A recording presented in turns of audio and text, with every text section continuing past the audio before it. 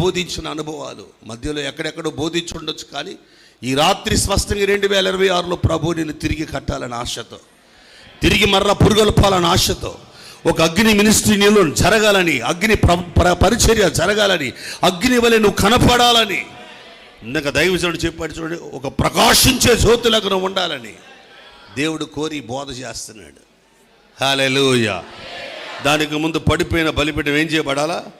అక్కడ రాయబడింది, పడద్రోయబడిన బలిపీఠం ఆయన ఏం చేస్తున్నాడండి?